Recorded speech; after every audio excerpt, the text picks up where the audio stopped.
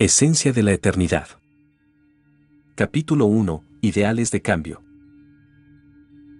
El inframundo, un cruel y oscuro lugar donde habitan los demonios, seres llenos de odio, rencor y sufrimiento. Su gran señor Vil gobernaba el inframundo desde mucho antes de la existencia de los humanos, o eso se sabía. Aquellos demonios que le servían gozaban de infligir dolor y sufrimiento a las almas humanas que llegaban a su reino, pero había demonios que buscaban robarle su conocimiento. Medusa, antes parte de la realeza demoníaca, fue aprisionada y condenada al exilio por robarle conocimiento a Vil. Desde entonces ha buscado escapar, pues el conocimiento que robó hablaba del reino elemental, un antiguo reino tenido como un mito poseedor de grandes secretos que Medusa estaba dispuesta a conseguir. Uno de los demonios de la realeza sintió piedad por ella, aunque él sabía que no podía convencer a Vil para que la liberase.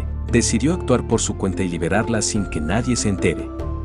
Al ser liberada, ella se extrañó al ver que este demonio misterioso le ayudara a escapar. Sin decir una palabra, corrieron hacia un lugar discreto donde el demonio creó un portal al mundo humano. Sin dudarlo, Medusa entró mientras el demonio sintió que un guardián se acercaba. Inmediatamente este se desvaneció dejando el portal abierto. Del otro lado, Medusa había terminado en un acantilado rocoso, logró subir hasta la cima, pero el guardián atravesó el portal en busca de Medusa. Ella no podía luchar pues los brazaletes en sus manos contenían su poder. Viéndose acorralada, solo retrocede mientras un extraño pasaba por el camino. Medusa, al voltear, observa a un ser con una túnica negra cubriendo sus extremidades que eran huesos sin nada de carne. Este era un nigromante. No parecía tener intenciones de ayudar a Medusa, por lo que este continúa su camino sin mirar a la izquierda. Medusa, al regresar la mirada al frente, es golpeada fuertemente por el guardián, impactando en la pared de rocas, muy cerca del nigromante, quien apunta su hoz en contra de una Medusa herida. Tras mirarla detenidamente, observa que el guardián tiene intenciones de embestirlos a ambos, por lo que el nigromante levanta su hoz y camina hacia el guardián para enfrentarlo directamente. Al casi tener contacto, el nigromante abre un portal en el suelo en el que entra y abre otro por encima del guardián. Bajando con rapidez, realiza un corte mortal al guardián en la espalda. El guardián, mal herido, intenta aplastarlo, pero el nigromante le corta su mano para después concentrar su energía y cortar a la mitad su cuerpo. Tras matar al guardián, este realiza un movimiento de cansancio, reflejando que ese uso de energía lo agotó notablemente. Continuó caminando sin mirar a Medusa, quien aún estaba herida, pero podía caminar. Le dijo al extraño que no se fuera, necesitaba su ayuda. El extraño le respondió que ya le había ayudado y que ya no lo necesitaba más. Medusa fue insistente y el extraño contestó diciendo que su nombre era Krenox. Medusa, llamándolo por su nombre, le pidió ayuda. Solo quería que la liberara de los brazaletes que contenían su poder. Una vez que la liberara, ella lo dejaría tranquilo. Krenox observó los brazaletes y dijo que estaban hechos de titanio oscuro, un metal altamente resistente que solo pueden ser moldeados por un demonio. Podía quitárselos, pero tenía que ofrecerle un pago a cambio de su liberación. Medusa lo pensó y no le quedó otra opción que ofrecerle el conocimiento que le había robado a Vil. Medusa sacó un pergamino y se lo mostró a Krenox. Este miró el pergamino con detenimiento y notó que ese mapa le pertenecía a Vil por el símbolo que tenía. Este miró fijamente a Medusa, volteó la mirada y le dijo que lo siguiera. Caminaron hasta llegar al reino de Alkmaar. Krenox le ofreció a Medusa su túnica negra para que se ocultara de las miradas de los demás hasta llegar al interior. Al entrar, Medusa observó el reino de Alkmaar y su estilo de vida. La mayoría de los habitantes humanos provenían de otros reinos, mayormente del reino de Gibraltar. Su adoración a sus amos demonios era suficiente para mantenerlos cuerdos. Sus distintos rangos eran cada vez más abominables, siendo Krenox el más extraño de todos ellos. Luego de un rato caminaron hasta llegar al edificio donde habitaba el rey. Entraron ambos y les dieron la bienvenida. Fue entonces que Medusa dedujo que Krenox era el líder máximo de los nigromantes. Entraron y Krenox le ofreció a Medusa si deseaba sentarse. Ella se negó, por lo que él se sentó y comenzó a manipular un poco su hoz. Medusa, con impaciencia, le pidió a Krenox que la liberara de los brazaletes, a lo que le contestó que deseaba ver el pergamino de nuevo. Medusa accedió y Krenox analizó este papel con más profundidad. Mientras analizaba el pergamino, Medusa exclamó: «¿Entonces tú eres el rey de los nigromantes?». Krenox respondió: «Algo así». Ella, con rostro confuso, trató de entender y no pudo evitar preguntar. Krenox le explicó que tiempo atrás lideró un ejército para atacar el reino de Gibraltar, asesinando a su líder supremo, tomando control del reino y preparando sus tropas para invadir los reinos circundantes. Pero un grupo de magos y adeptas evitaron que dichas invasiones ocurrieran, fracasando en su intento de conquistar otros territorios y perdiendo muchos soldados en la marcha. Ahora se dedica a intentar prosperar con su reino y no ser aniquilados por el reino de Gibraltar. Al terminar de explicarle, Crenox exclama: bueno, ya sabes quién soy, ahora dime, ¿quién eres? Mi nombre es Medusa y fui un miembro de la Orden Demoníaca. Fui exiliada hace mucho por robarle a Vil conocimiento sagrado. Crenox la observo y le pregunto: si fuiste aprisionada, ¿quién te liberó? Ella solo pudo contestar: un demonio, del cual desconozco quién es. La conversación parecía desesperar a Medusa, pues ella quería liberarse lo más pronto posible de sus ataduras y ese nigromante parecía ser su única opción para conseguir su liberación. Luego de pasar un tiempo analizando el mapa, Crenox se convencía más a sí mismo de que este mapa era auténtico y que el mítico reino de los elementales era real. Ya no podía cuestionar las palabras de Medusa, pues este mapa contenía la ubicación del reino, pero aún tenía que descifrar su ubicación exacta, lo cual iba a tomarle un tiempo considerable. Medusa sabía que estaba intentando descifrarlo, así que exclamó: no pierdas tu tiempo descifrándolo. Yo sé su ubicación, aunque me tomo tiempo logre descifrar la ubicación exacta del reino elemental. Crenox respondió: no tengo apuro y no tengo interés en negociar contigo por esa información. Ella lo observó con odio al saber que solo la estaba utilizando, pues no parecía tener intenciones de ayudarla a ser libre. Medusa exclamó: si no quieres información ni mi ayuda, entonces, ¿por qué no me liberas? Crenox levantó la mirada con una sonrisa y dijo: la razón por la que sigues con esos brazaletes es porque confío mucho en lo que está plasmado en el papel, pero no confío en ti. Fuiste miembro de la Orden Demoníaca, te ganaste la confianza de nuestro gran señor Vil solo para robarle conocimiento sagrado. La consecuencia fue tu exilio, castigo que aún no terminas de pagar, y ahora demandas tu liberación. A pesar de lo dicho, ella no parecía importarle en lo más mínimo y dijo: hicimos un trato, el pergamino por mi liberación. Crenox le hizo saber que era consciente de ello, pero el verdadero origen de su inquietud eran las intenciones ocultas de Medusa. ¿Qué es lo que quieres exactamente?, dijo Crenox. Ella se limitó a pensar en silencio, sabiendo que no tenía otra opción de obtener su liberación. Quiero un trono, recuperar esa vida que me quitaron en mi vida anterior. Al escuchar esto, Crenox responde con una risa aguda para luego decir: todas las mujeres que les encanta ser adoradas quieren un trono. Todas ellas quieren lucir siempre perfectas y no les importa el sufrimiento de los demás. Son peligrosas a pesar de su belleza única y encantadora. Medusa sabía que este nigromante era muy inteligente y no iba a ser nada fácil recuperar su pergamino e huir, pero podía intentar razonar con él para llegar a un acuerdo mutuo. Tú deseas poder, conocimiento y control. Yo deseo un trono. Ambos tenemos ambiciones parecidas y aunque pensamos diferente, podemos ayudarnos mutuamente a alcanzar aquello que nos es imposible.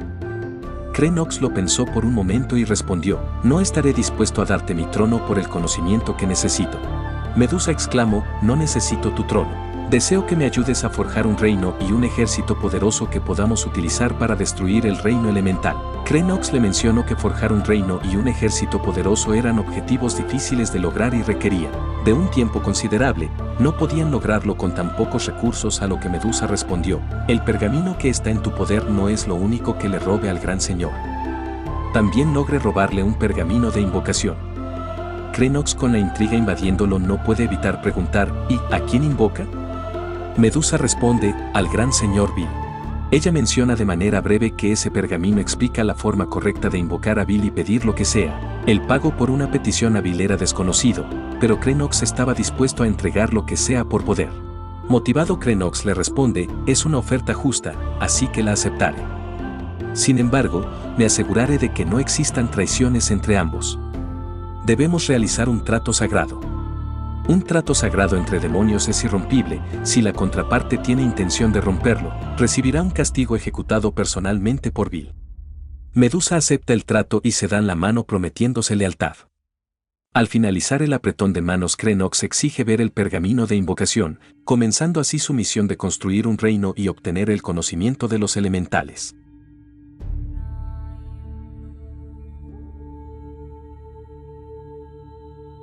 Muy lejos en los territorios humanos se provocaban conflictos entre los demás reinos que deseaban progresar. El reino más oprimido fue el llamado Eritrie. Su rey Gregorio estaba cansado del conflicto interminable y no deseaba derramar más sangre inocente, así que viajó a uno de los pocos reinos donde lo podían recibir de forma pacífica: Esparta. Los espartanos eran soldados altamente entrenados para el combate duro. Aunque su rudeza era extrema, su honor era más importante que su vida. El rey Gregorio llegó a Esparta con la esperanza de realizar una alianza con el reino. Eterios, el rey de Esparta, comprendía la inquietud de Gregorio, pues al igual que él, no deseaba derramar sangre inocente. Los reinos buscaban progresar, pero el conflicto constante era inevitable. Aunque Eterios comprendía las inquietudes de Gregorio, este se negó a aceptar una alianza con Eritrie. Eterios dijo: Esparta no puede realizar una alianza con un reino inferior.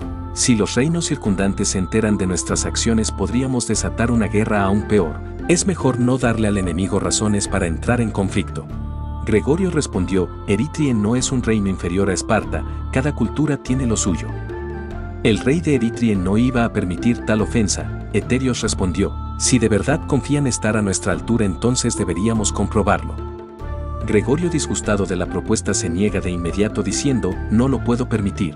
El objetivo de mi visita es intentar una alianza con su reino. No deseo enviar a mis hombres a morir solo para definir quién tiene mayor poder militar. Eterios contesta: entonces realicemos un trato.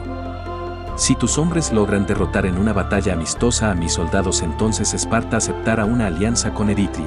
Pero si tus hombres son derrotados, no volverás a pisar estas tierras jamás.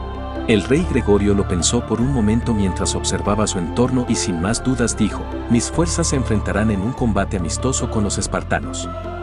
Solo pido que no se produzca ninguna muerte en esta batalla. Eterios aceptó y cerraron el trato con un fuerte apretón de manos. Gregorio volvió a su reino y les comunicó a sus soldados el trato que había hecho con el rey de Esparta. Estaban dispuestos a dar lo mejor de sí para conseguir una alianza con Esparta.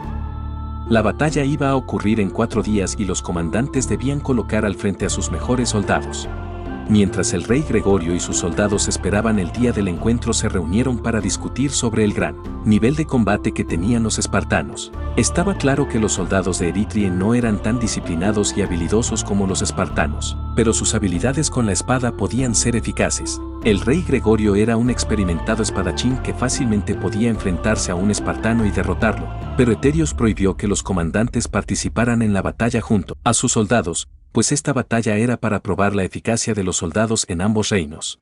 Tras la discusión, Gregorio motiva a sus tropas para que estos no vean a sus adversarios como superiores sino como dignos oponentes. Gregorio dijo: los espartanos son adversarios duros, habilidosos y muy letales.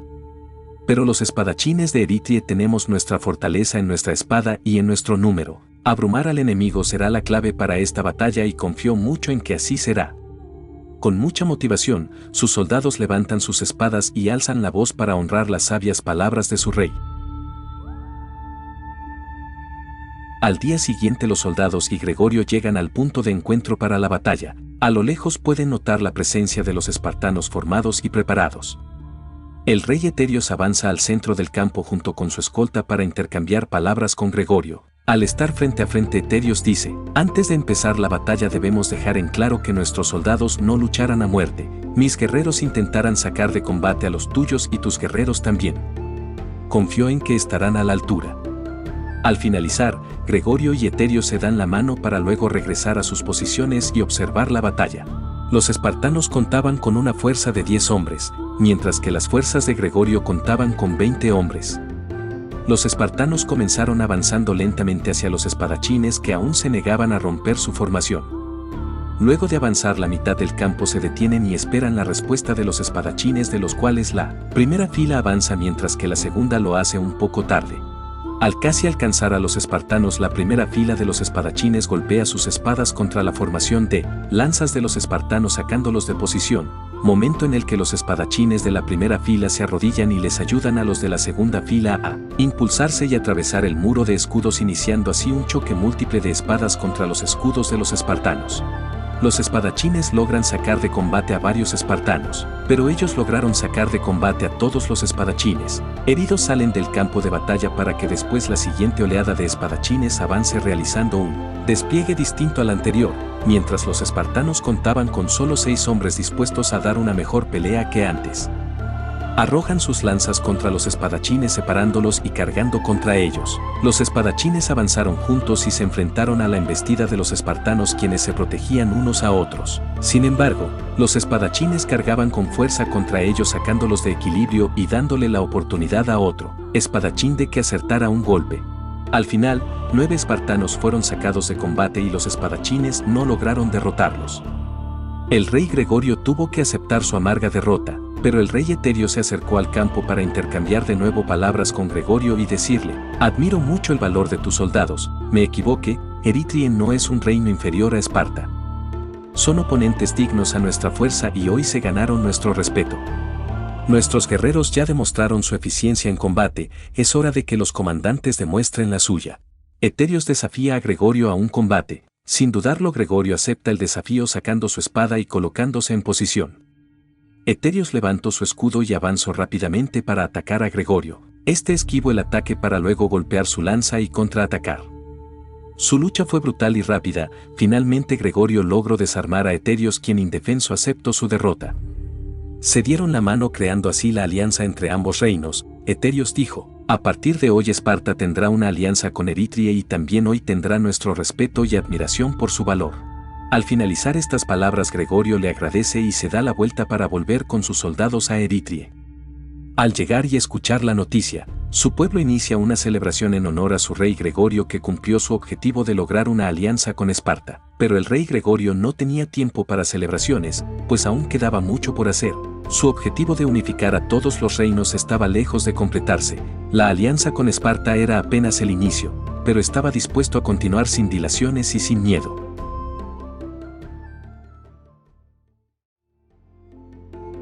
Mientras tanto, Crenox se dedicaba en conseguir los recursos requeridos para la invocación de Bil y Medusa. Brindaba algo de disciplina a algunos soldados del reino de Crenox, pues Medusa tenía una excelente habilidad con la espada. Estos ya sabían del trato que Medusa hizo con su rey y estuvieron de acuerdo en que ella les ayudara a que su reino progresara sin dilaciones.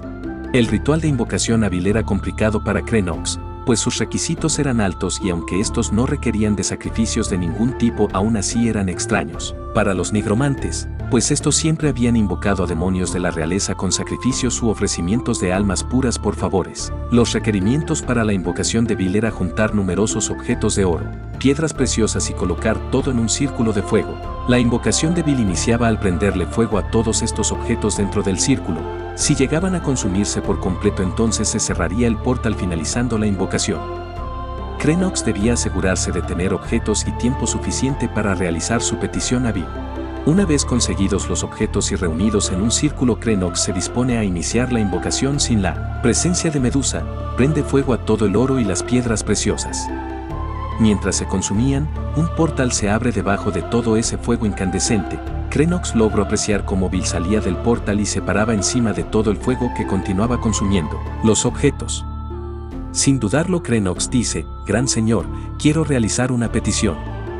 Antes de continuar, Bil le interrumpe diciendo: fue Medusa quien te entregó el pergamino para que me invocaras. Ella aún tiene un castigo que pagar en el inframundo. Pero sus acciones no afectan en nada las tuyas. Estaré dispuesto a cumplir tu petición si tú estás dispuesto a pagar por ello. Al finalizar, Crenox pide a Bil otorgarle el control sobre los acechadores, un antiguo ejército de bestias monstruosas que habitan solamente en el inframundo. Crenox deseaba obtenerlas, pues su número era enorme. Bil le mencionó que el ejército de los acechadores completo solo podía ser controlado por un ser de extraordinaria fuerza mental, y viendo que Crenox estaba en un estado de recuperación tras una batalla en el pasado, le dejó en claro que solo podía poseer una porción de este ejército.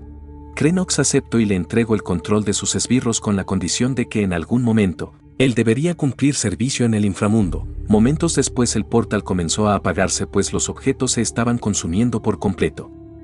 Bil se marchó y Crenox, con el control de los acechadores, podía fácilmente atacar a reinos y ciudades sin preocuparse de las pérdidas, pues los acechadores al morir podrían ser regresados a la vida con la energía de un hechicero oscuro. De esta forma, Crenox tomó como objetivo buscar más recursos para un próximo ritual de invocación, pues quería obtener más poder. Tiempo después de ocurrido el ritual de Crenox, el reino de Gibraltar, conformado por magos y adeptas, fue comunicado de que varios pueblos y ciudades estaban siendo atacados por bestias salvajes. El reino de Gibraltar siempre fue pasivo ante los demás reinos, pues estos siempre anhelaban la paz, ayudando a las personas que más lo necesitaran y auxiliando a los pueblos o ciudades que sufrieran ataques. Al enterarse de los ataques, envían a un grupo de adeptas y magos para ayudar a las personas afectadas, pero no pudieron ver a los atacantes por ningún lado. La ciudad era parte del territorio de los Avillán. Este era un territorio de mercenarios que se dedicaban a negociaciones de todo tipo. Los habitantes afectados mencionaron a los hechiceros que el ataque fue perpetrado por un nigromante que controlaba a las bestias, les robó recursos variados, pero lo que más querían era oro. Después de prestar su ayuda a la gente, estos les prometieron protección hasta que reconstruyeran sus hogares. Mientras tanto, Krenox y sus guerreros volvían al reino de Alkmaar para organizar los recursos robados y planear un próximo ataque. Al entrar es recibido por Medusa, quien le dice: sin duda estás disfrutando del poder que te otorgaron. Krenox, con una sonrisa en el rostro, responde: no solo lo estoy disfrutando, mi reino volverá a crecer de forma abundante, pero necesito más poder para controlar a mis enemigos. Medusa da una sonrisa y se da cuenta que sus ideales coinciden perfectamente. Su objetivo de construir un ejército poderoso estaba cerca de alcanzarse. Este ha sido el primer capítulo de Esencia de la Eternidad. Déjame un like para saber si te ha gustado y suscríbete para estar al tanto de mi contenido. Muchas gracias.